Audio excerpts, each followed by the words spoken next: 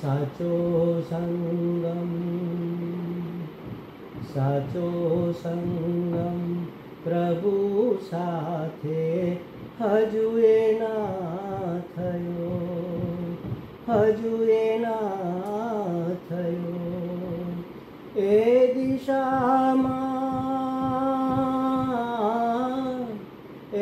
દિશામાં રેલો મારો હજુ એ ના ગયો. સાચો સંગમ, સાચો સંગમ પ્રભુ સાથે હજુ એ ના થયો. 70-80 વર્ષ કાઢી નાખ્યા, હજી ભગવાન મળ્યા નથી. હવે થોડુંક બાકી રહ્યું એટલે અફસોસ કરે છે. સાધક છે એ ગુરુજીને પ્રાર્થના કરે છે કે હજી મારો મેળાપ થયો નથી. જો મારા નસીબમાં હોય અને હું તમારા શરણે આવી શકું તો ભગવાનને મળી જવાય. એક લગની સાથે વહેતું આત્મનું ઝરણું, આત્મનું ઝરણું પાવન સરિતા પાસે પહોંચી લઈ લઉં શરણું, લઈ લઉં શરણું. આત્મ કેરો, આત્મ કેરો આ મનોરથ હજુ એ ના ફળ્યો. સાચો સંગમ, સાચો સંગમ પ્રભુ સાથે હજુ એ ના થયો. શું રોકે છે? પવિત્ર ગંગા કે પવિત્ર નદી સાથે મળવું છે, પવિત્ર એટલે ગુરુજી. તો વચ્ચે શું રોકે છે? આપણા કર્મો રોકે છે. પૂર્વજન્મમાં જે આપણે કર્મો કરેલા હોય એનું ફળ તો ભોગવવું પડે.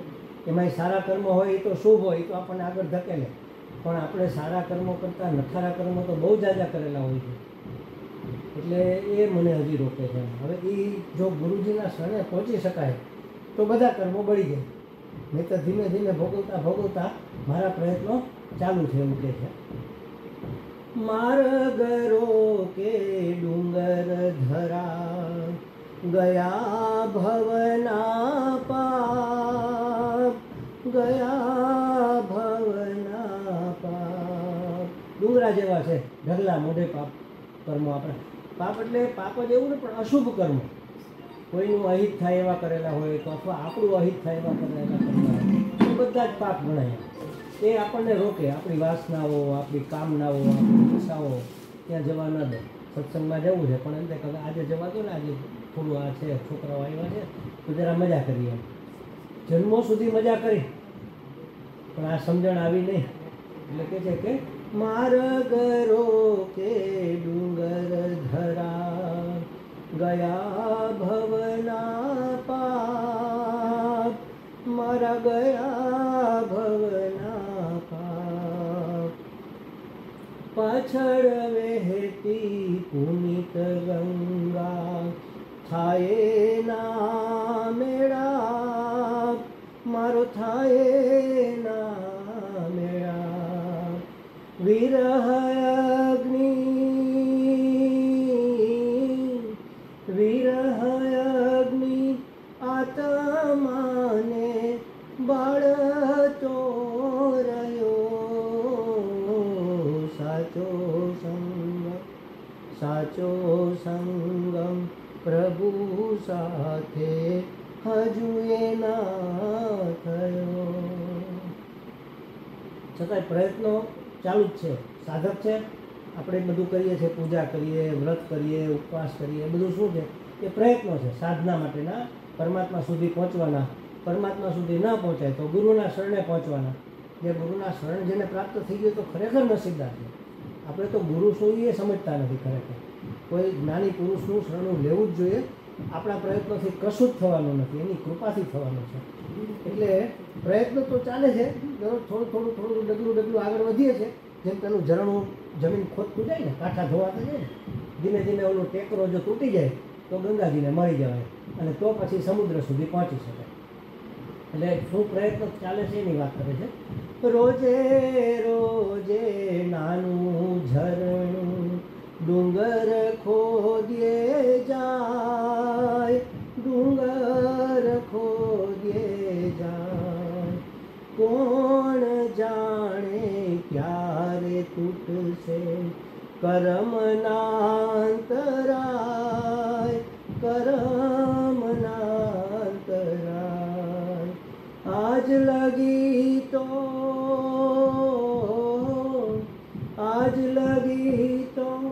ઉદ્યમ એનો સફળ ના થયો. સાચો સંગમ પ્રભુ સાથે હજુ એ ના થયો. એ દિશામાં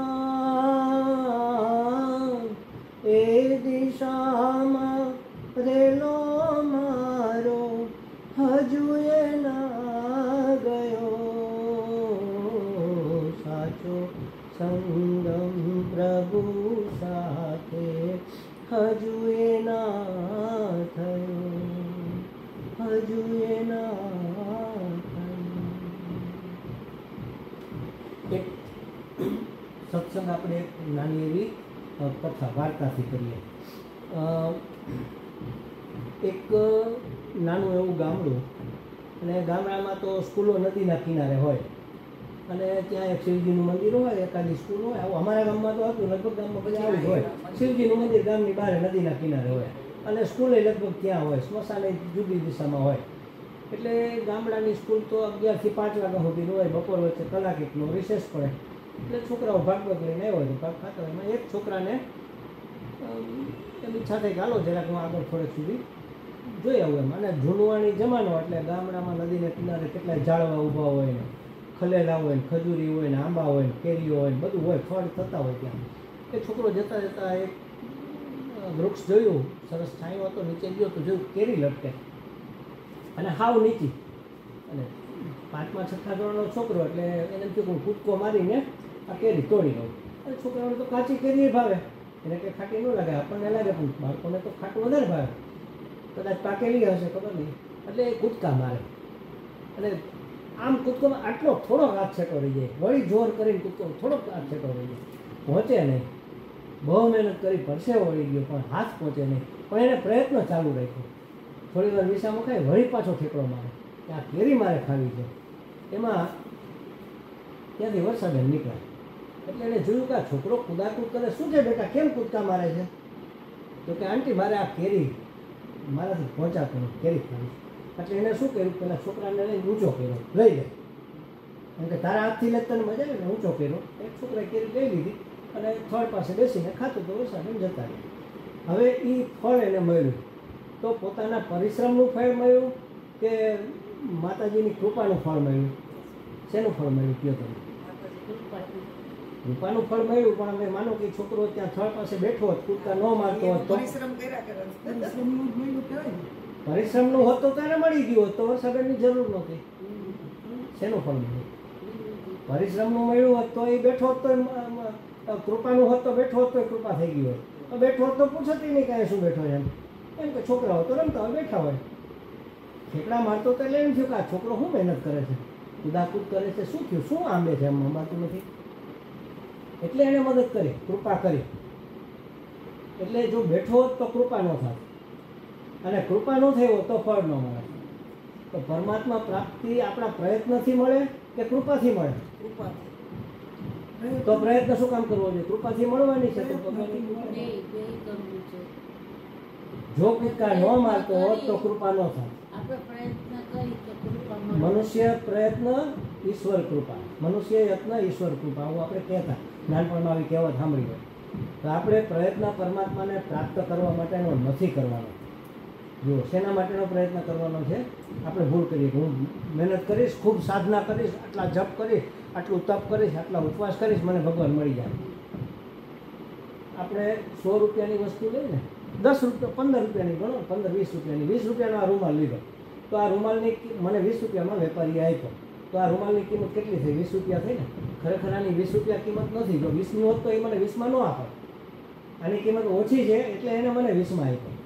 હવે જો હું મારા પ્રયત્નથી ભગવાનને મેળવી લઉં તો મારા પ્રયત્ન કરતાં ભગવાનની કિંમત તો ઓછી હોય ને.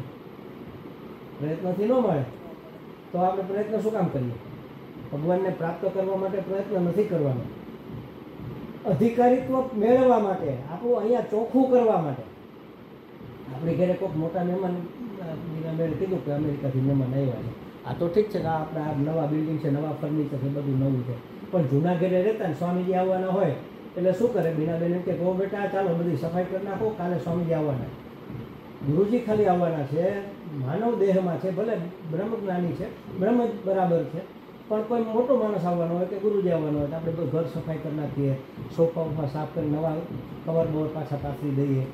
તો એના માટે જો આટલી આપણે સ્વચ્છતા રાખતા હોય, પવિત્રતા જાળવતા હોય તો ભગવાન માટે, ભગવાનને અહીંયા પ્રગટ કરવાના છે, કેટલી પવિત્રતા જોઈએ.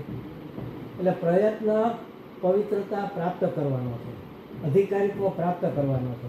આપણા રાગ, દ્વેષ, કામ, ક્રોધ, લોભ, મોહ, મદ, માત્સર્ય આ બધી ગંદકી છે.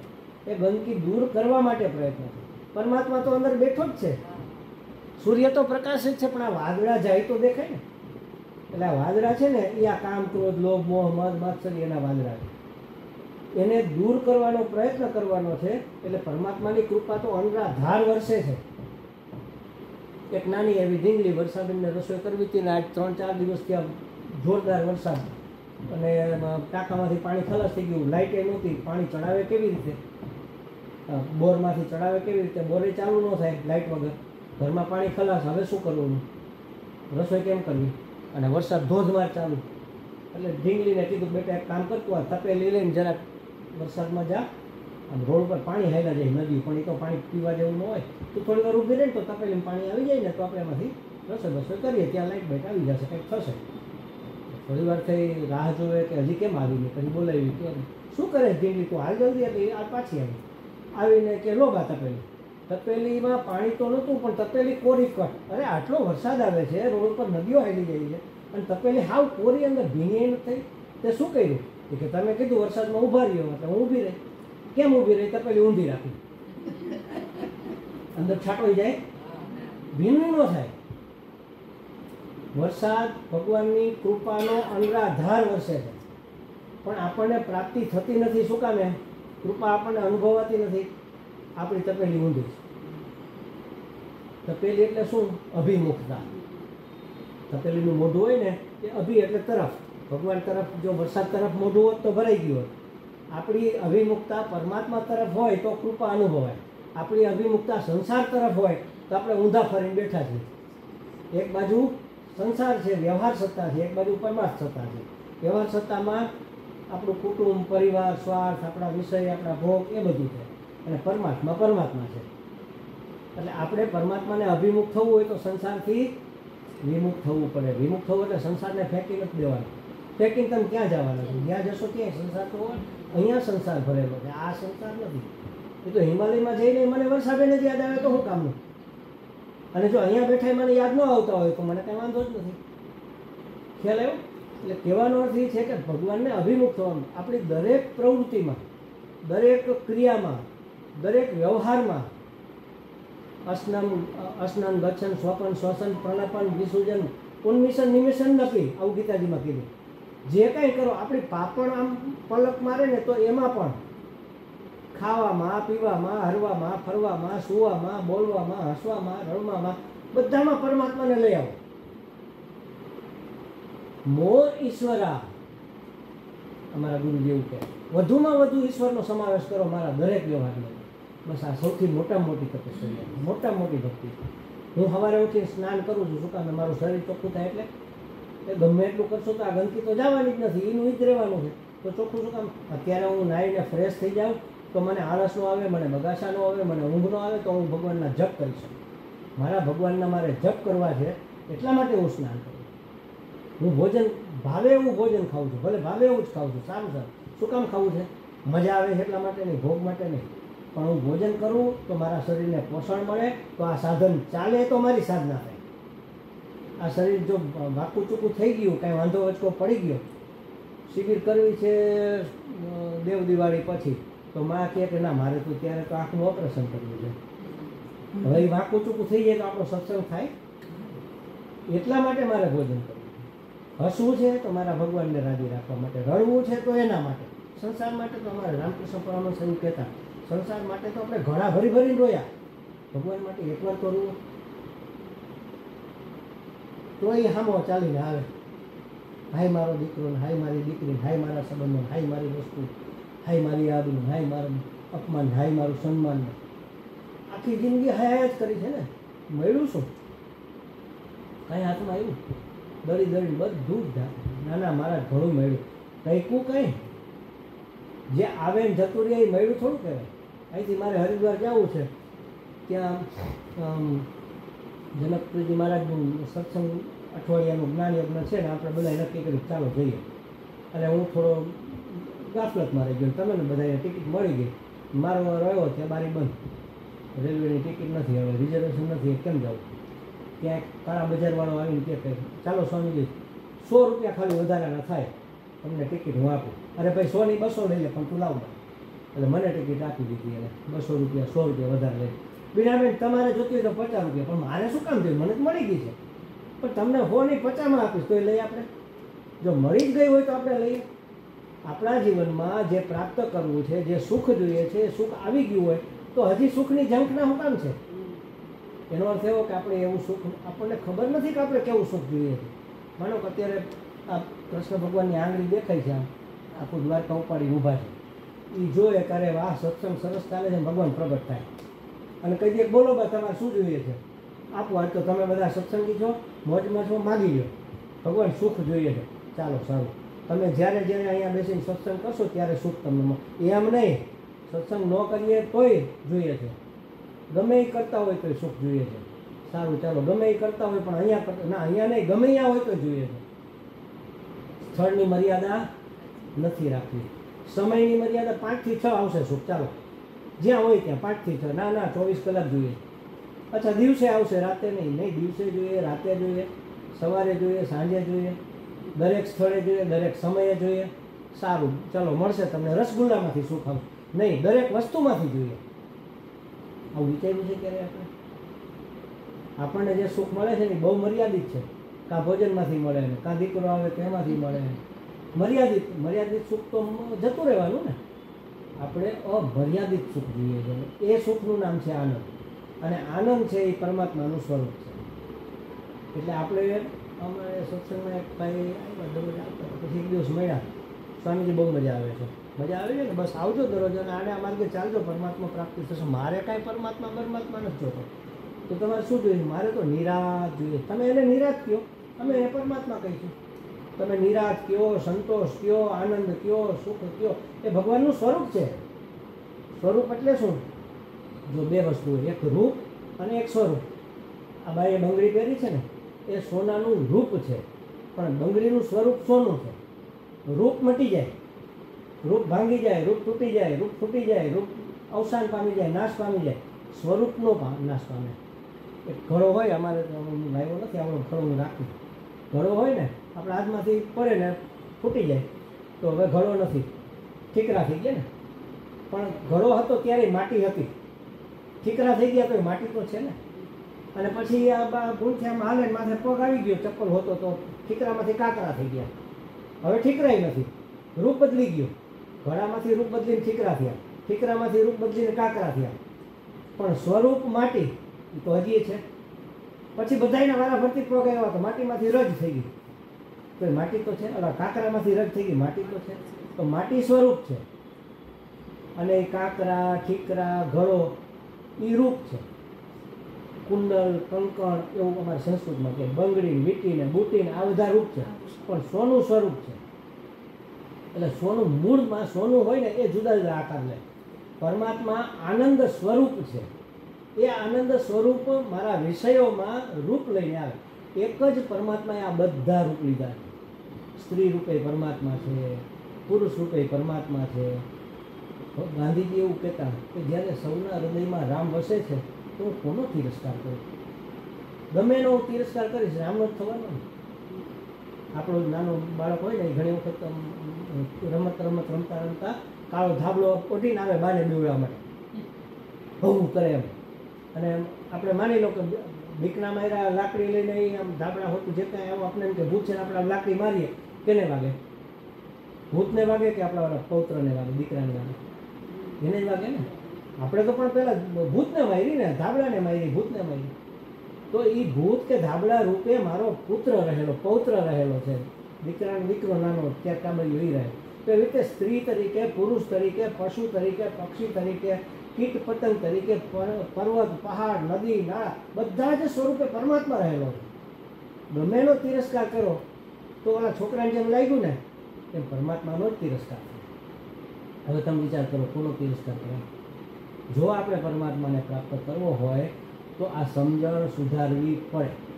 આ સમજણ સુધારવાનું નામ પુરુષાર્થ, એ જ આપણી સાધના. અને એ સમજણ સુધરી જાય એટલે દ્રષ્ટિ બદલી જાય. દ્રષ્ટિ પરિવર્તનનું નામ જ છે પરમાત્માની પ્રાપ્તિ.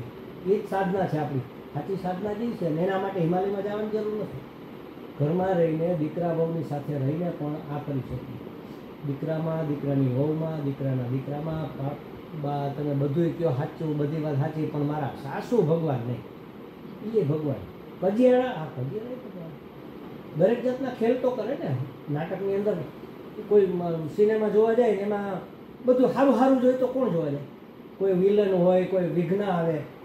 એક પતિ પત્ની હોય, જુવાન હોય, એકદમ રૂપાળા સરસ સીતારામ જેવા હોય, એને બાળકો થાય લવકુશ જેવા, એને લગ્ન થઈ જાય, એને સુખી, બધા ક્લાસ 1 ઓફિસર હોય, મોટા બિઝનેસમેન હોય, સુખ જ સુખ હોય, ધી એન્ડ. કોણ જોવા જાય?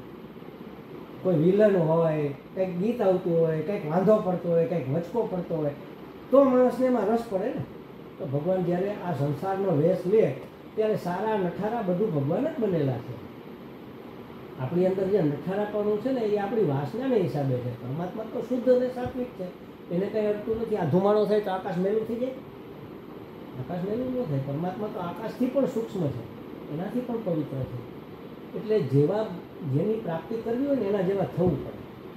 પરમાત્મા જેટલો પવિત્ર અને જેટલો શુદ્ધ છે, એટલા પવિત્ર અને શુદ્ધ થઈ જાઓ તો પરમાત્મા તમારા અંતઃકરણમાં પ્રગટ થઈ જાય. પણ પરમાત્માને પ્રગટ કરી હું, પરમાત્મા એટલે આનંદ, પરમાત્મા એટલે નવ નિરાંત, કોઈ ચિંતા નહીં, કોઈ અફસોસ નહીં, કોઈ આસક્તિ નહીં. અફસોસ આપણને શેનો થાય? ભૂતકાળમાં, અરે આમ મેં કર્યું, આમ ન કર્યું હોત ને તો સારું હતું, આમ કરવાનું બદલે જો આમ કર્યું હોત ને તો અત્યારે આ ફલાણી જગ્યાએ પ્લોટ લઈને આપણે વેચી નાખ્યો, નાખ્યો હોત તો અત્યારે બખા થઈ જાય. હવે આપણે અફસોસ કરતા હોય ને ઘણી વાર, આપણે સામાન્ય વ્યવહારની વાત કરીએ, અથવા ફલાણા ભાઈનું આમ કર્યું હોત તો અરે આ દીકરાનું આપણે હક પણ જો પેલું મેળવ્યું ને હા પાડી દીધી હોત તો સારું હતું. હવે ગોઠવાતું નથી જલ્દી, જો એવું મળતું નથી, એવું બહુ સારું હતું, પણ હવે આપણે જરા ઊંચા મારીએ, અફસોસ કરીએ ને. ભૂતકાળના અફસોસ, ભવિષ્યની ચિંતા, અરે કાલે શું થાય, ભવિષ્યમાં શું થાય, આમને રહે કે નહીં, કાલે ઉઠીને ફલાણું આમ થઈ જાય તો કેમ થઈ જાય. સતત આપણને ભય હોય, સમજી લેજો. સતત 24 કલાક કાંઈક ને કાંઈક ભય અંદર હોય જ.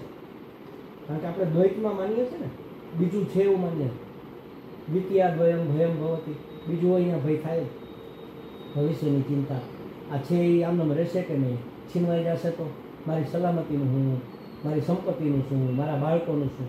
અરે છોકરો અડધી કલાક બહારથી મોડો આવે ને તો બા ઊંચા નીચા થઈ જાય. કોઈ દી સારો વિચાર આવ્યો? મને છોકરા સ્કૂલે અથવા કે કોઈની ઘેરે ગયા હોય અને દીકરાને બહુ જ માની લો ગઈ હોય અને કલાક મોડું થઈ ગયું, ફોન લાગતો ન હોય તો શું વિચાર આવે? એમ લાગે કે આ મંદિરે ગયા હશે એવું લાગે? કોઈ દી ન લાગે. એમ થયું કે એક્સિડન્ટ તો નહીં થઈ ગયું ને, કાંઈ બીજો પ્રોબ્લેમ તો નહીં થઈ ગયો ને.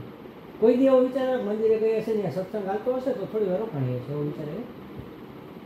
ભવિષ્યની ચિંતા જ હોય, ભૂતકાળનો અફસોસ હોય, ભવિષ્યની ચિંતા હોય, વર્તમાનની આસક્તિ હોય કે આ છે એ ઓછું ન થઈ જાય, આમાંથી કાંઈ ઓછું ન થાય, આમાંથી કાંઈ વયું ન જાય, અમારા સંબંધો બગડી ન જાય, અમારું કાંઈ છીનવાઈ ન જાય, અમારી સુવિધા, મારી તબિયત બગડી ન જાય. બધી જ વર્તમાનની આસક્તિ, આ બધાનું નિવારણ એનું નામ પરમાત્મા પ્રાપ્તિ. આપણે ભગવાન, આપણે કંઈક પરમાત્મા પ્રાપ્તિ, આપણને એની હકીકત સમજાણી નથી. એટલે આપણને ખબર પડે. આપણે રમકડા નાના હતા, રમકડાથી રમતા ને, ફુગાથી, રમકડાથી. કેદી છોડી દીધા? યાદ કરો, તારીખ કયો, અથવા વર્ષ કયો, ઉંમર કયો, યાદ છે? કઈ ઉંમરમાં છોડ્યા યાદ નથી, કયા વર્ષમાં છોડ્યા યાદ નથી, શું કામે છોડ્યા એ યાદ નથી. શું કામ છોડ્યા ખબર છે? કારણ કે એનાથી વધારે કિંમતી વસ્તુ આવી એટલે એ ભૂલાઈ ગયા. પહેલાં આપણે પેલા વેપાર રમતા, ખબર હોય તો કાગળના વેપાર રમતા, મુંબઈ ને બોરીવલીની યાદ છે કોઈ? પાંચેકા રમતા, હે પાંચેકા છબા રમતા, અમે ખોખે રમતા, છોકરાઓ ખોખે રમતા હોય, ખેરીએ રમતા. તો એ જેટલી ખેરીઓ વધારે મળે એ પછી ખેરી કરતાં મને પૈસા કિંમતી છે ને એટલે ખેરીઓ મુકાઈ ગઈ, રૂપિયાના વેગા બરાબર ને. મને નાનો હતો ને ભણતો ને ત્યારે મને સપના શું આવતા ખબર છે? પેન મને બહુ જ ગમે, સૌથી વધારે પ્રિયમાં પ્રિય વસ્તુ હોય તો મને પેન. તો મને એવું સપનું આવે કે હું ખેતરે ગયો છું અને બાપુજી મને કંઈક લેવા માટે મોકલો છે અને હું જાઉં છું અને ઢેફા છે ને મને આમ ઠેબું લઈ ગયું, એક ઢેફું ઉચકાણું, નીચે પેનનો ઢગલો, અને કેટલી બધી મને પેન મળી જે આપણને બહુ પ્રિય હોય. પછી એ જ્યારે પેન હાથમાં આવી ને, પહેલાં તો બતરણાથી લખતા પાટી પેન, પછી પેનને નોટ હાથમાં આવ્યા ત્યારે પાટી પેન ક્યાં છૂટી ગયા યાદ છે આપણને? ઉત્કૃષ્ટ હાથમાં આવે ને એટલે નિકૃષ્ટ છૂટી જાય. પણ ઉત્કૃષ્ટ છે એવી સમજણ હોય તો છૂટે ને. પરમાત્મા પ્રાપ્તિ સૌથી ઉત્કૃષ્ટ છે.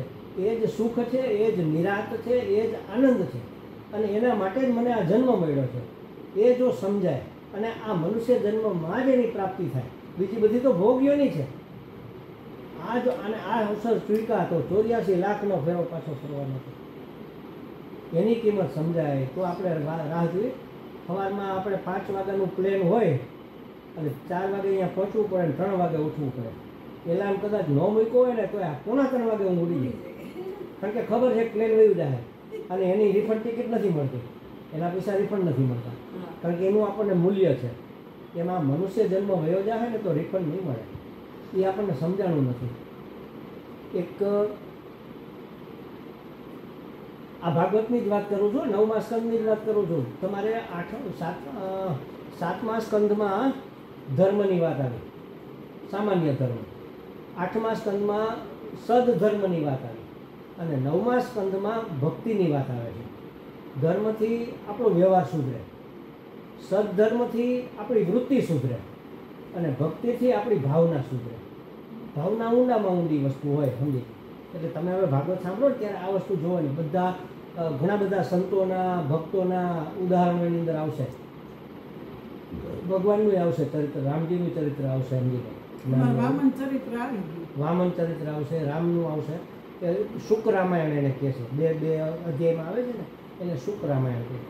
હવે રામ જેવા રામ અને અમરીશ જેવા ભક્ત તમે વિચાર કરો. અમરીશ એટલે કેવા ભક્ત, વિશ્વામિત્રને હાથ જોડાવી દીધા.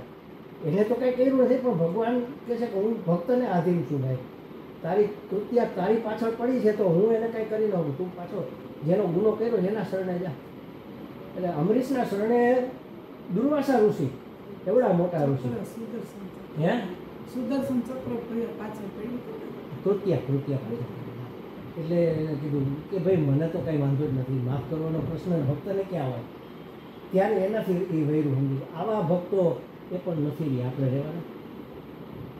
અને આપણે બધા રામના વખતમાં હતા હો, કૃષ્ણના વખતમાં હતા. વામન અવતાર થયો ને એ વખતે આપણે હતા. કેમ ખબર પડે બતાવી? જો એ વખતે આપણે મુક્ત થઈ ગયા હોત તો અત્યારે ન હોત ને. અત્યારે છીએ એનો અર્થ થયો કે જન્મોથી યુગોથી આપણે આમનો હાલ્યા આવી.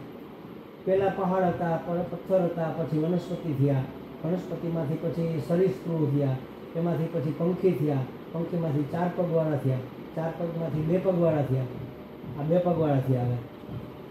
હવે આ ઊંચામાં ઊંચી સ્થિતિ આવી ગઈ. હવે નીચે પાછું જવાનું, આખું ચક્કર પાછું ફરીથી આખું વર્તુળાનું ઉપર પહોંચી ગયા પછી પાછું આમાં આવે. એટલે યુગો થયા, જ્યારથી સૃષ્ટિની રચના થઈ ને ત્યારથી આપણે આમાં મહિલા આવી. ઘણા એમ કહેતા હોય કે મનુષ્ય અવતાર મળ્યો એટલે આપણે ગયા જઈએ તો પાછો મનુષ્ય અવતાર મળે. એવું કોને કીધું? એટલે કેટલે કહેતા હોય જો મનુષ્ય અવતાર મળે તો આ પશુ પક્ષી એનો શું દોષ છે? આ ગાય ભેંસ કૂતરા એનો શું દોષ છે? એ પાછળ ક્યારે ઊંચામાં ન આવી શકે? આવે ને. એ ભોગ્યોની છે. આપણે કરેલા કર્મો જેવા હોય કર્મો એવો જન્મ મળે એ ભોગવી અને પાછા આપણા પુણ્ય હોય તો પાછો સરખા બે થાય ને પાપ પુણ્ય એટલે મનુષ્ય જન્મ મળે. ચાલો, એટલે એનું તર્ક એવો આપણે એ વિધર્મીઓના તર્ક છે. એવો તર્ક આપણે ઘઉં વાવો તો ઘઉં જ થાય ને, એ મનુષ્યમાંથી મનુષ્ય થાય ને. પણ સજીવમાંથી સજીવ થાય. તમે ઘઉં વાવો તો ઘઉં થાય, પણ કાકરો વાવો તો ઘઉં ન થાય. ખ્યાલ આવ્યો? સજીવમાંથી સજીવ થાય. ઘઉં સજીવ છે, એમાંથી ઘઉં થાય, પણ કાકરો વાવો તો કાંઈ થાય જ નહીં. એમ જીવમાંથી જીવ જ થાય, નિર્જીવ ન થાય. પણ જેવા કર્મો હોય એવો થાય. અત્યારે બધી હવા ચાલી છે ને, અમેરિકા જવું, ઓસ્ટ્રેલિયા જવું, આપણને એમ થાય કે આવો ફલાણા કાંઈ ગયા ને જો એના દીકરા હતા તો એ માવતરે ગયા ને અહીંયા મજા કરે. આપણે એક વખત અમેરિકા જવું છે, આપણે અમેરિકા જવું, એમ કરતાં કરતાં આપણો પીરિયડ પૂરો થઈ ગયો ને અચ્યુતમ કેશવમ જય ગોવિંદમ જય ગોપાલમ થઈ ગયું. હવે ઉપર ગયા તો પેલા ચિત્રગુપ્ત કહે છે કે ભગવાન શું કરવાનું, તો બોલો એની શું ઈચ્છા હતી. અંતિમ જે ઈચ્છા હોય એની ઈચ્છા ભગવાન આપણી બધી ઈચ્છા પૂરી કરે, પણ કેવી રીતે કરે કે આપણા બેલેન્સ પ્રમાણે, પુણ્યો અને પાપનું કેટલું બેલેન્સ છે એ પ્રમાણે કરે. તો કે એની છેલ્લી ઈચ્છા તો અમેરિકા જવાની હતી, તો કે મોકલો અમેરિકા. પણ એમ મારા જેના કર્મો મનુષ્ય જન્મના નથી, કેવા છે તો કે કાગડા, તો કે અમેરિકાનો કાગડો બનાવો. અમેરિકા જવાની ઈચ્છા પૂરી થઈ ગઈ અને કાગડાના કર્મો હતા એટલે કાગડો થવું, તો એ મનુષ્યના કર્મો કર્યા હોત તો અમેરિકામાં મનુષ્ય થાય. બધી જ ઈચ્છાઓ ભગવાન પૂરી કરે છે, પણ કર્મોને આધીન રહીને. કારણ કે કર્મો આપણી મૂડી છે, એ મૂલ્ય ચૂકવો એ પ્રમાણેનું વળતર મળે. ભગવાન એમાં છૂટછાટ કરે. અત્યારે માની લો કે જે આપણા ઘણા કર્મો બાકી છે, હવે કેદી કેટલા જન્મ થશે ત્યારે એ પૂરા થશે. તો ભગવાન કહે ભાઈ તું એક કામ કર, તું સત્સંગ કરીને જ્ઞાન પ્રાપ્ત કરી લે, કે આ શરણાગત ભક્ત થઈ ગયા તો તારા બધા કર્મો બળીને ખા, તું મુક્ત. હવે આપણે એ નથી કરતા, શું કરવું? પાછા ફરીથી એક રાજાના પાછું માણસ થવું હોય તો શું કરવાનું? મુક્તિ નથી જોતી. હા જ કહું છું. રાજાના નગરમાં એક નગર શેઠ, બહુ જ ભલા માણસ, બહુ જ સત્સંગી, બહુ જ પરોપકારી. અને આવો સારો માણસ હોય ને એટલે બીજા લોકો એની ઈર્ષા કરતા હોય. નઠારા માણસ હોય ને, રાજ્યની અંદર બીજા અધિકારીઓ હોય ને, કે એક દિવસ આનો વારો બરોબર પાડવો છે, ગમે એનો વાંક આવે ને તો તરત એનો મત રાજા લે છે. ભાઈ આને શું કરવું હતું કે આને આમ કરો, એ કે એમ રાજા કરે છે. એમાં એક દિવસ એના કંઈક એનાથી ભૂલ થઈ ગઈ, બાય મિસ્ટેક. એટલે ઓલા બધા ચડી બેઠા, હવે હાલો એને ન્યાય કરો. તો કે સારું હાલો, જો આ આપણો જૂનો કિલ્લો છે ને, એને ઘણા બધા દરવાજા છે, બધા દરવાજાને તાળું મારી દો, એક દરવાજો ખુલ્લો રાખો અને આ શેઠને એમાં પૂરી દો, આંખે પાટા બાંધી દો, બે તલવાર, ખુલ્લી તલવારે બે સૈનિકો રાખો, જો પાટા ખોલે તો પાછું કાપી નાખો. હવે તમે ખુલ્લો દરવાજો ગોતી લ્યો, જ્યાં સુધીમાં ગોતો ત્યાં ખાવાનું નહીં, પીવાનું નહીં, કાંઈ નહીં, એ તમારી સજા. એ દરવાજેથી બહાર નીકળી જાઓ પછી તમે છૂટા. એને થયું કે એટલે હું તો વાણિયાનો દીકરો, વેપારીનો દીકરો, આમ દીવાને હાથ રાખતો જાય, સાબુડો દરવાજો આવશે તો હું તો બહાર નીકળી જઈશ. એમાં કેટલી વાર એમ 84 દરવાજા હતા, આપણી 84 હમી છે ને. એટલે આ જતાં જતાં બધે અહીંયા ટાળું, બીજો દરવાજો ટાળું, ત્રીજો દરવાજો ટાળું, હાલતા ગયા, હવે તો આવવું જોઈએ, હવે તો આવવું જોઈએ. એમાં ખુલ્લો દરવાજો આવ્યો ને ખજવાડ આવ્યો, ખજવાડવા ગયો ને ત્યાં દરવાજો વયો ગયો. આ વિષયોની ખજવાડ આપણને વળગી છે, વિષયોના ભોગની ખજવાડ. વિષયો ભોગવવા જાય ને મનુષ્ય જન્મમાં ભોગમાં જ વયો જાય, યોગમાં નથી જતો, બધો ભોગમાં વયો જાય. પછી પાછો એક ચક્કરમાં આવી, ફરી પાછો અહીંયા પહોંચવા આવ્યો, ત્યાં માખી બેઠી, આ માખી ઉડાડવા ગયો, ત્યાં પાછો દરવાજો. આપણે દર વખતે આવી ભૂલ કરીએ છીએ, કારણ કે આપણને સત્સંગનો તો મળ્યો ને, હવે મળ્યો છે તો એ ખજવાડ આવે ને તોય નથી ખજવાડવાનું, એટલે હાથ નથી મૂકવાનો. ભલે ખજવાડી લઈએ, એટલે ટૂંકમાં વિષયો ભોગવીએ ને ત્યારે ભોગ બુદ્ધિથી નથી ભોગવવાની. પરમાત્માની પૂજા કરવી છે, એની આરાધના કરવી છે, એટલે આ શરીરને સ્વસ્થ રાખવાનું જરૂરી છે. એટલે ખાવો પીવો બરાબર છે, પણ મજા આવી ગઈ, મજા લેવાની જરૂર નથી. બહુ મજા આવી ગઈ. માણસને દરરોજનું આખા દિવસનું સવારનો નાસ્તો, સાંજનો ખીચડી શાક જે કંઈ ખાતા, બપોરનું પૂરું ભોજન બધું થઈને આખા દિવસમાં 1.5 કિલો ખોરાક જોઈએ. હવે એક દિવસનું 1.5 કિલો, એક મહિનાનું કેટલું થયું? 45 કિલો. એક વર્ષનું કેટલું થાય? હવે આપણને 70 વર્ષ થયા હોય માની તો કેટલા કિલો થાય? આ હોલ મહિનો આમાં એવડો ઢગલો થાય. આ આખો હોલ ભરાઈ જાય ને કોઈનો આમાં એટલો ઢગલો થાય. એટલું આમાં નાખ્યું તો આ ભંબલી ભરાણી નથી, હવે ભરવાની. આટલું સમજાઈ જાય ને તો જે છે એ બરાબર છે, મજાનું છે, મીઠું છે વાંધો. અને છોકરાને એવું મીઠું ભૂલી ગયું હોય તો મારા જેવો આમ પહેલાં તો મગજ આવો ટાઈટ હતો, થાળીનો ઘા થાય આમ. અરે ભાઈ, સવારમાં 4 વાગ્યાની ઉઠીને આ દીકરી કામ કરે છે, અને તમારા માટે એની એટલી લાગણી છે, મારા પપ્પા, મારા બાપુજી, મારા સસરા, અને છોકરાઓને રમાડતા, એને તૈયાર કરતા, બધું કરતાં કરતાં રસોઈ કરે, અને સારામાં સારી રસોઈ કરે, એ હું કામ મીઠું ભૂલી જાય? ભૂલથી ભૂલાઈ ગયું હોય તો એનો અર્થ એવો કે આજે આ શરીરને મીઠાની જરૂર નથી. એના અંતઃકરણમાં એવી પ્રેરણા કોણે આપી કે આજે મીઠું ભૂલી જાય? ભગવાને આપી. તેમાં દોષ કેનો છે? ઈશ્વરની યોજના પ્રમાણે જ થતું હોય છે. આપણે કહીએ ખરા કે ઈશ્વરની ઈચ્છા વગર પાંદડું ન લે, બીજા આવું કહીએ, પણ આપણે તો આખું ઝાડવું હલાવી છે. એની ઈચ્છા વગર પાંદડું ન હલે તો શું કામ ચિંતા કરું? જે છે, જ્યાં છે, જેવું છે યોગ્ય છે. અમારા ગુરુજી આ વાક્ય, મહાવાક્ય, જો આ વાક્ય જો મનમાં બેસી જાય ને તો ઉદ્ધાર થઈ જાય. સુખી થવા માટેનો માસ્ટર ક્રિયા, જે છે, જ્યાં છે, જેવું છે, યોગ્ય છે. શું કામ યોગ્ય છે? કારણ કે પરમાત્મા જ છે ને. જે છે એ પરમાત્મા છે, અને જેવું છે એ યોગ્ય શું કામ છે? કારણ કે પરમાત્માની યોજના છે. તો પરમાત્માની યોજના અયોગ્ય કેવી રીતે હોય? અને પરમાત્મા પોતે વેશ લઈને આવ્યો હોય તો એ અયોગ્ય કેવી રીતે હોય? અમારા ગુરુજી એવું કહેતા હતા, આ સામેના ખૂણામાં, સત્સંગ હોલમાં હતા ને, કે સામેના ખૂણામાં પેલું ઝાડું બાજેલું છે કરોળિયાનું, એમાં કરોળિયો બેઠો છે. એક માખી ઉડીને આવશે, ત્યાં બેસે, કરોળિયો એને એનો નાસ્તો કરી જશે. આ ક્યારે નક્કી થયું? સૃષ્ટિની શરૂઆત થઈ ને ત્યારથી નક્કી છે કે આ દિવસે, આ તારીખે, આ જગ્યાએ, આ ખૂણામાં આ કરોળિયાને આ જીવડાનો ખોરાક મળશે. આટલું ફિક્સ છે. પણ જો પૂરેપૂરી શરણાગતિ હોય તો, અડધી અધૂરી હોય તો તકલીફ થઈ જાય. પૂરી શરણાગતિ, જે છે, જ્યાં છે, જેવું છે યોગ્ય. આમ થઈ ગયું બરાબર, આમ ન થયું બરાબર. પણ એનો અર્થ એવો નથી કે ભગવાને તમને વિવેક આપ્યો છે કે વિવેક વાપરવાનો, અવિવેક નહીં કરવાનો. ભગવાનની ઈચ્છા હશે એમ થશે. પગથિયા 8 માળના કોણ ઉતરે? લિફ્ટે બંધ અહીંથી મારો ભૂસકો તો ટાટિયા ભાંગી જાય. એમાં વિવેક વાપરવો પડે. સીડી ઉતરવાની હોય. પછી એમ ભગવાનની ઈચ્છા હશે એવું ન હાલે. આપણે આપણી આળસ કે પ્રમાદને લીધે કંઈક કરી બેસીએ, આપણી વાસનાને લીધે, અને પછી ભગવાનનો દોષ દઈએ. ત્યાં ભૂલ છે. ત્યાં વિવેક ભગવાને એટલા માટે જ આપ્યો છે, નક્કી કર. બાકી જે થાય છે ઈશ્વરની ઈચ્છા પ્રમાણે થાય છે, ઈશ્વરની યોજના પ્રમાણે થાય છે. અને ઈશ્વરની ઈચ્છા કેવી છે? હું ભગવાનનો, આ એક વસ્તુ હંમેશા યાદ રાખો, હું ભગવાનની લાડકી દીકરી છું. હું ભગવાનનો લાડકો દીકરો છું. આપણો લાડકો દીકરો, તેના માટે આપણે શું ન કરીએ? ભગવાને આપણા માટે શું નથી કર્યું? તમે વિચાર તો કરો. અંદર વિચારો, અંદર ઉતરીને વિચારો, આપણી કેટલી લાયકાત છે. અત્યારે જે સુખ, સગવડ, માન, સન્માન આપણને મળે છે, એના માટે આપણે લાયક છીએ ખરા? આ તો સારું છે, કોઈનું મન ઊંચાતું નથી, બહાર આવતું નથી, નહીંતર આપણે કોઈને મોઢું બતાવવા જેવા ન રહી. એવા વિચારો આવે છે આપણને. ઘણી વખત બાજુવાળા થોડોક વાંધો પડ્યો ને કે આને તો મારી નાખી દીધું, આવું થઈ જાય જ નહીં ત્યારે. હવે ખબર પડી જાય તો કેવા કેવા દુર્વિચારો આપણે કહી રહ્યા છે. વિચાર કરો, છતાંય ભગવાન માફ કરે છે. હું ને મારો ભગવાન બેય ભૂલકડા. ભગવાન ઉપકાર કરે એ હું ભૂલી જાઉં, અને હું ભૂલ કરું એ ભગવાન ભૂલી જાય. આટલી મોટી કૃપા છે.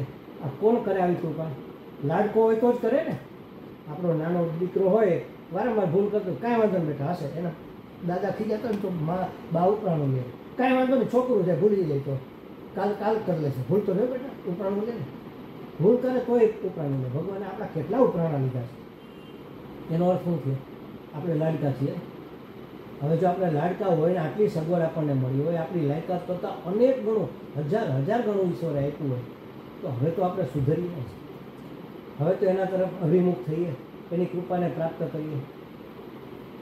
હારા મહારાજાઓ નથી રહ્યા, આપણે નથી રહેવાના.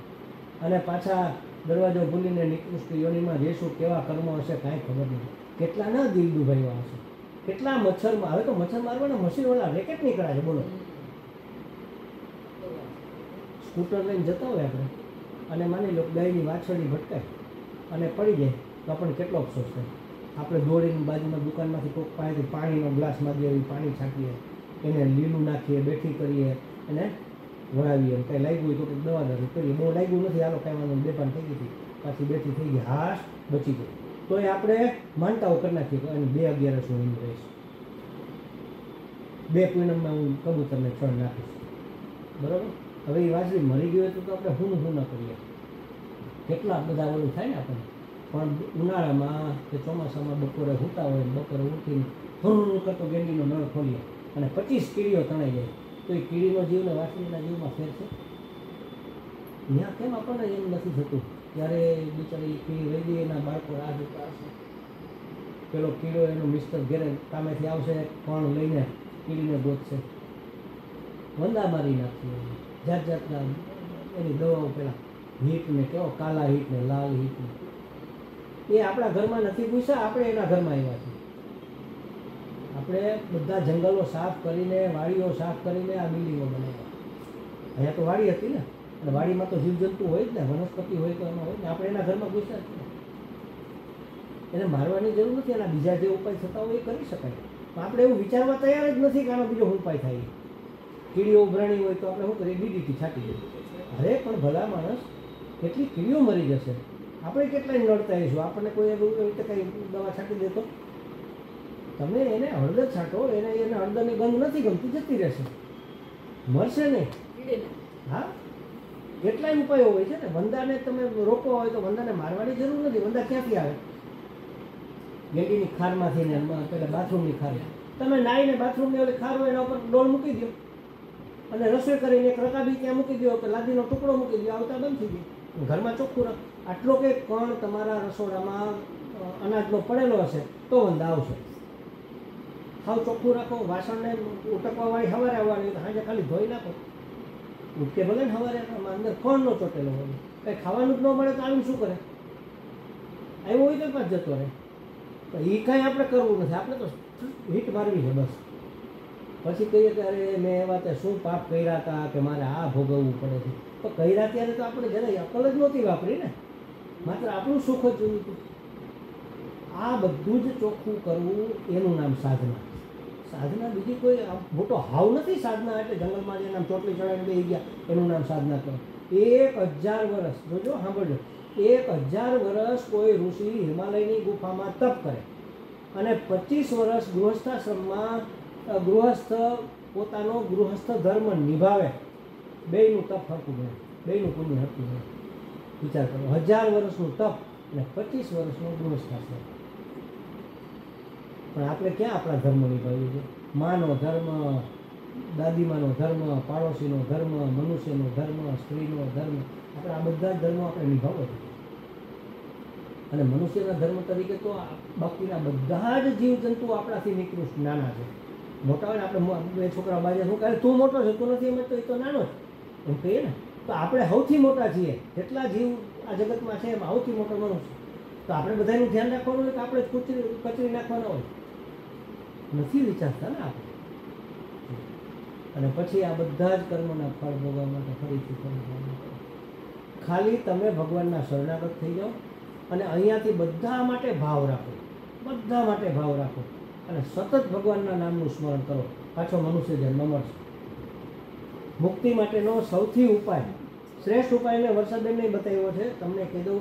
એને બતાવ્યો જે કરે છે સાવ સહેલી વસ્તુ. ગીતાજી ફાવે તો ગીતાજી, ભાગવત ફાવે તો ભાગવતજી, અને શિવપુરાણ ફાવે શિવપુરાણ. ત્રણમાંથી ગમે એક જે આપણા ઈષ્ટદેવ હોય એનું પુરાણ એ લઈ, એક લાકડાની ઘોડી લઈ લેવાની, એના ઉપર મૂકી અને નક્કી કરવાનું જ્યારે હું ફ્રી થાઉં ત્યારે જેટલી 1 કલાક ફ્રી હોય તો કલાક, અડધી કલાક ફ્રી હોય તો અડધી કલાક, 10 મિનિટનો ટાઈમ છે તો 1 પાનું એ વાંચવાનું, બંધ નહીં કરવાનું, માથે કપડું ઢાંકી દેવાનું. હવે રસોઈનો ટાઈમ થઈ ગયો, 2 પાનાને વાંચ્યા હતા, જે વાંચ્યા હતા ને એને યાદ કરો. રસોઈ કરતાં કરતાં યાદ કરો, એ તમારી સાધના છે. ભગવાનની લીલાઓ યાદ કરો, એ તમારી સાધના થશે. રસોઈ થઈ ગઈ, ફ્રી થઈ ગયા, થાકી ગયા, જરા કાડા પડવું છે તો રામ રામ રામ રામ રામ રામ રામ રામ રામ રામ રામ થઈ ગયો. આમ ચાલો હરી વળી 2 પાના વાંચી ગયો. આખું ભાગવત પૂરું થાય, પાછું પહેલેથી ચાલુ કરો, પૂરું થાય પાછું પહેલેથી ચાલુ કરો. તમારો ઉદ્ધાર થઈ જશે. ક્યાંય કશું જ કરવા જવાની જરૂર નથી. એટલે ભક્તિ કે ને કહેવાય ખાલી જીન ચક્કરી એનું નામ જ ભક્તિ નથી.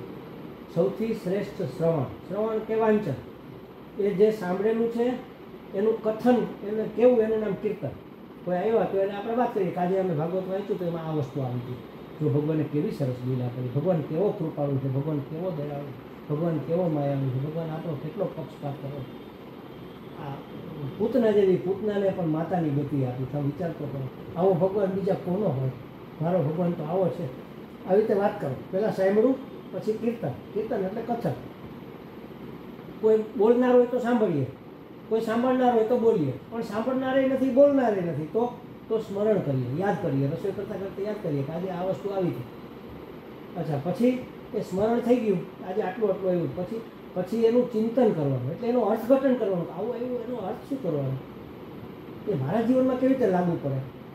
બસ આ 4 વસ્તુ તમે કરો, પાછો તમને મુક્તિ જ મળી જશે ને. ઇનકેસ થોડાક કર્મો રહી ગયા હોય, કંઈક બાકી રહી ગયું હોય તો 100% મનુષ્ય જન્મ પાકો. શ્રવણ કીર્તન એટલે કથન, શ્રવણ કથન સ્મરણ અને ચિંતન. ચિંતન એટલે આ વસ્તુ મારા જીવનમાં કેવી રીતે આવે, કેવી રીતે મારી અંદર દયાનો સત્સંપત્તિનો વિકાસ થાય અને આસુરી સંપત્તિ ધીમે ધીમે દૂર થાય.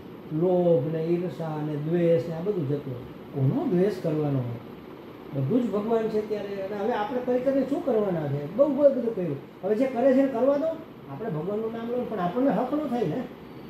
અહીંયા બેઠા ચેતના પેલા વાસણ અંદર લઈ લેજે, અરે ભાઈ લઈ લેશે એને લેવા હશે તો. આ તો ઉદાહરણ આપું છું, વાસણ એવું નથી કહેતા, તો બીજા તો કોનું કહેવાય. પણ આપણે નહીં, જીવ છે નહીં, આપણને એવી કુટેવ પડી છે, આનું નામ વાસના. આ વાસના છે. આપણો એવો ઈરાદો ન હોય કે આપણે એને ટોકીએ. આપણે શોભાની ઘેરે હતા, જમવા બેઠા હતા, ત્યારે તમે કંઈક બોલ્યા હતા. એટલે શોભાએ કીધું કે એ તો જે જેની સિસ્ટમ, જે ઘરની રીત એ પ્રમાણે બધા કરતા, એટલે એને એ નહોતું જોયું કે અનફ મારો એ છે. આપણે શું કામ બોલવું જોઈએ? તમે બોલી કે તમને યાદ નહીં હોય કે હું બોલી ગઈ હતી, મને યાદ નથી, પણ ટેવ વસાત, આપણી વાસના વસાત ન કરવાનું કરી બેસી. અમારે એક બાબુભાઈ તલસાણિયા છે, મિસ્ત્રી છે અને સત્સંગી, અને બધા પહેલાં ઓશોના સત્સંગમાં જતા, પછી ત્યાં ન્યારી ડેમ સુરેશદાદાના સત્સંગમાં જતા. પછી મેં સંન્યાસ લીધો ને એટલે કે તમે તો આટલું બધું અધ્યયન કરો છો, મારી ઘરે લાઇબ્રેરી મોટી છે, 4,500 પુસ્તકો, જેને વાંચવાનું હું આપું છું.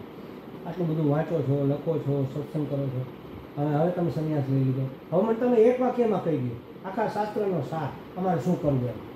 કારણ કે આપણે શોર્ટકટ જોઈએ છે ને, આટલું બધું કોણ વાંચે, મને એક વાક્યમાં કહી દીધું. એટલે હું તરત જવાબ ન દઉં, કારણ કે માણસ શું આ સિઝનના ફૂલ હોય, ઉભરો આવ્યો ને ત્યારે પૂછે, પછી એને યાદ ન હોય. મેં કીધું તમે શાસ્ત્રનો સાર કહેતા જ મારે વિચારવું પડે, હું 2 દિવસ પછી કહું તમને. એમ કે ભલે. 2 દિવસ મેં રાહ જોઈ, 3જા દિવસે કંઈ એનો ફોન આવ્યો નહીં કે આવ્યા નહીં.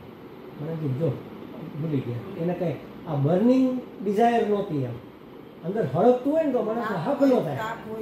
હા, તત્પરતા નહોતી, એમ ખાલી પૂછવા ખાતર પૂછ. ત્યાં 3જા દિવસે ફોન આવ્યો કે સ્વામીજી હું રાહ જોઉં છું. એ રાહ જોતા હતા. એવું છે કે હા હું તો રાહ જોઉં છું, તમે મને કંઈ કહ્યું એમ.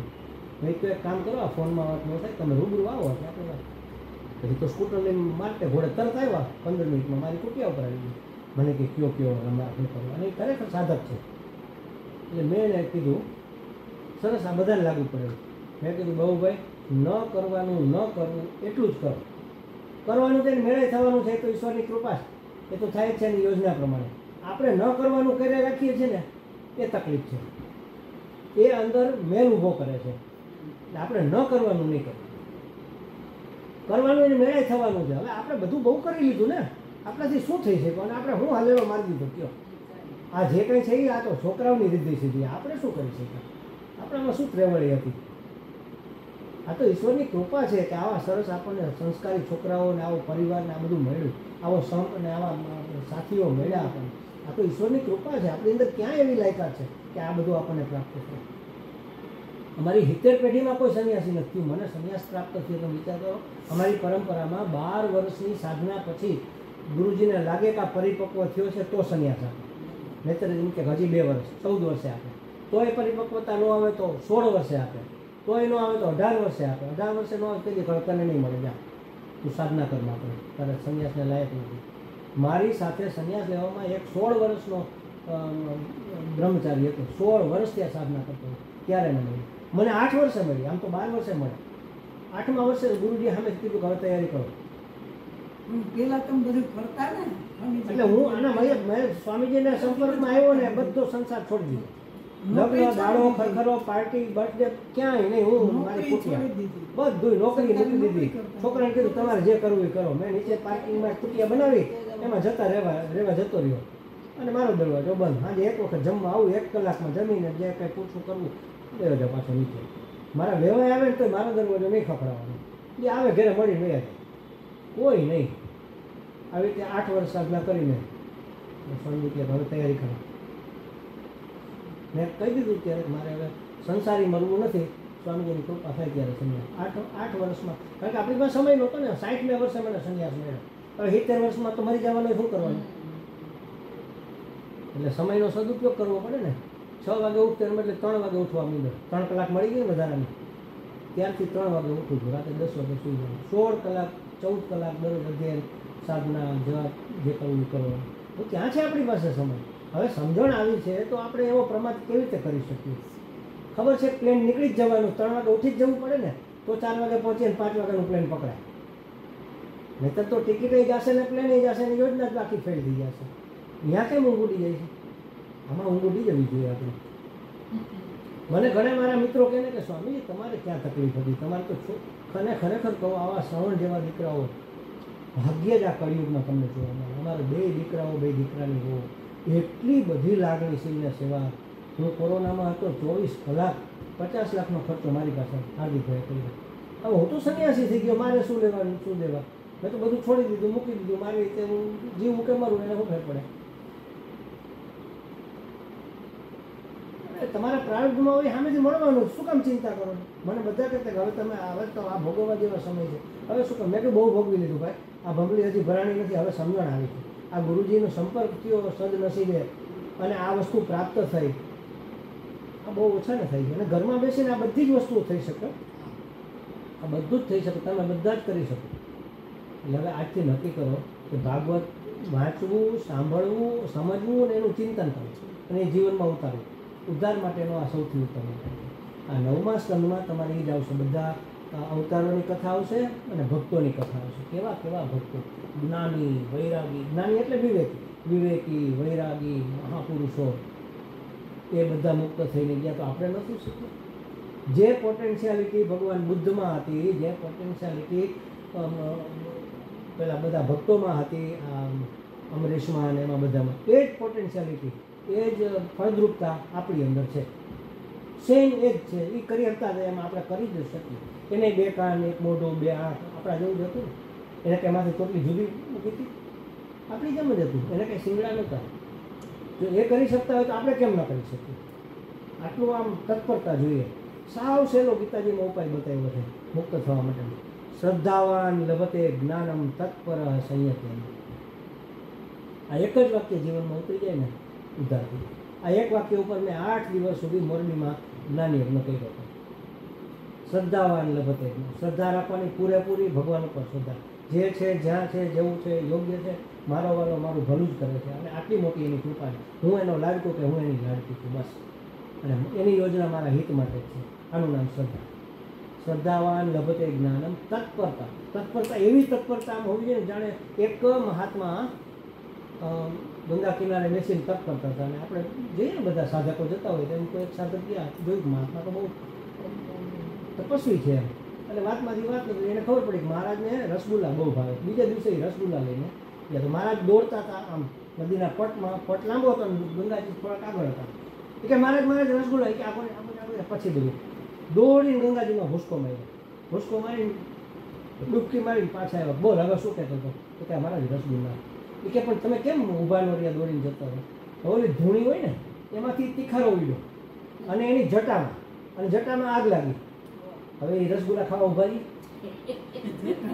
જટામાં આગ લાગી હોય ને એવી તત્પરતા હોય ભગવાન પ્રાપ્ત કરવા માટેની, તો પ્રાપ્ત થઈ જાય. તત્પર સંયતેન્દ્રિય, ઇન્દ્રિયોનો સંયમ. આપણે તો અહીંયા વાત કરતા હોય ને કોઈ કામ આવે ને તો આમ કરીને એની પાછળ વળાવવા જઈએ, ડાફોડિયા મારીએ. ઓકે, વઘાયરું લાગે છે કંઈ. અરે ભાઈ, જેને જે કર્યું હોય તું અત્યારે જે કરે છે કર ને. એમ આપણી ઇન્દ્રિયોનો સંયમ રાખવાનો. હા, ક્યાંક અડગ્યાની ગોંધાય. અરે જેની આવી એની. કેટલા ખાધા જિંદગીમાં? અહીં સુધી તો ધરાઈ ગયા, હજુ પેટ ભરાણું તો નથી. એટલે કોઈ પણ કામના નહીં રાખવાનું. તમારા નસીબમાં હશે ને ક્યાંય જવાનું નથી. એ ઉડીને તમારા ખોળામાં આવીને પડવાનું છે. પછી શું કામ ચિંતા કરવી? બસ માત્ર ભગવાનની શરણાગતિ સ્વીકારી લઈએ અને નક્કી કરીએ જે છે, જ્યાં છે, જેવું છે, યોગ્ય છે, મારો વાલો મારું કલ્યાણ જ કરવા માગે છે અને હું એની લાડકી છું. બસ ઉધાર થઈ જાય ખાલી આટલું જ કરવાની જરૂર છે બીજું વિશેષ કાંઈ ન થાય ને એ કરવાનું બાકી આ વાંચો ભાગવતજી વાંચો ગીતાજી વાંચો અને કોઈ હોય તો એને સંભળાવો તો બોલતા મારા જેવો મળી જાય તો સાંભળો અને કોઈ ન હોય તો જે આપણે સાંભળ્યું છે એનું સ્મરણ કરો અને સ્મરણ કરીને પછી ચિંતન કરો ખૂતી વખતે. અને બીજી વસ્તુ આ જો આપણે જપ કરીએ જપનું બહુ મોટું ફળ છે કળિયુગમાં બહુ જ નામ એક આધાર કળિયુગમાં નામ સૌથી મોટો આધાર. હવે આપણે માની લો હું અત્યારે માળા લઈને જપ કરવા બેસું કોઈ ઘેરે ન હોય તો હું આમ જપ કરતો રામ રામ એમાં દરવાજો ખખડે એટલે રામ રામ થઈએ તરત આપણે શું કામ ભાઈ એનો અર્થ એવો ને કે આપણે દમ કરતા હતા મન ક્યાંક બીજે હતું. અંગૂઠાથી માળા નથી કરતી. અંગૂઠા ફેરવવા આમ જ હોય ના છે. તમને શીખવા મને અંગૂઠા જ કરે જ નહીં કે આપણે અંગૂઠા જ કરતા. જો આમ રાખવાની માળાને બે આંગળાની વચ્ચે આમ. પછી આ આંગળીથી આમ ફેરવવાની આમ અંગૂઠાથી પકડી રાખવાનું આ આંગળીથી વચલી આંગળીથી કરવાની આમ આમ આવી રીતે આ આંગળી આમ આમ જપ કરવાનું. જો અહીંયા નજીક આવીને જોઈ લો આંગળી જો આવી રીતે માર્કે દે એમ ન જો આમ ફેરવવાનું આમ. અને આ મેરવો આવી જાય ને પછી આમ કરી આમ આ ફેરવે તો ના ફેરવી કરે. નાખે આમ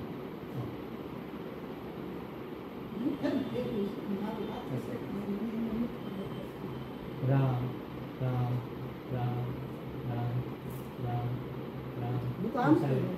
આમ રામ રામ આ બાયું માનતું તો આ નહોતું ખોટી. તેથી. એ હતી આ ત્રણ આંગળી હેઠવી છે ટૂંકમાં આમ હું આમ કરું આમ. કોઈ વાંધો નહીં પણ અંગૂઠાથી આમ પડી જવાની બીક ક્યારેક અંગૂઠો આડો હોય તો પડે ને આંગળીથી ફરતી જાય પડે હવે નહીં તો વરસાદ એમ છો. મને પડે મને નહીં જ્યારે કામ કરો ને તમારી આમ હાથે કરો. મારી આમ તે કરે. હું તમને કહેતી આમ જો આમ ફરે હાચી કે હા એ હતી હાચી હા. જો હું આમ જ ફેરવું. હા એ બરોબર છે. હા બસ એ મારી બરોબર આમ જ હા. અંગૂઠાથી ફેરવવાની જરૂર છે આંગળીથી ફેરવવાની મારી આમ જે આંગળી. આમ જો આ બે છે ને આને આમ રાખવાના ખાલી અને એના ઉપર માળા પડી ગઈ અને આ આંગળીથી ફેરે રાખે આમ આમ કરી નાખો પેલા આમ કરી નાખો આને દબાવી દો હવે માળા લઈ લો વચ્ચે હવે આંગળીથી ફેરવો વચ્ચે નહીં આનેથી ઓને હલાવવાના જ નહીં આમ જો અહીંયા તમે જુઓ પેલા જોઈ લો હરખાઈ.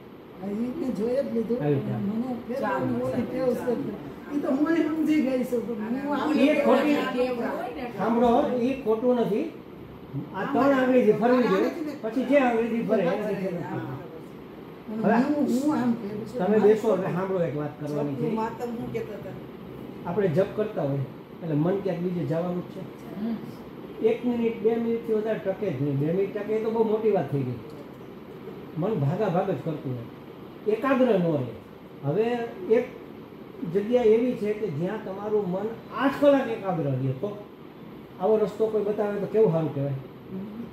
આજે સૂતી વખતે રામ રામ રામ રામ રામ કરતા ઊંઘ આવી જાય અને સવારે ઉઠીને રામ યાદ આવે ને તો આખી ઊંઘમાં રામ નામ જપ કર્યાનું ફળ મળે. અને કેવી એકાગ્રતા ક્યાં જવાનું છે નિંદરમાં એવી એકાગ્રતા ગમે એમ કરો તો ન થાય.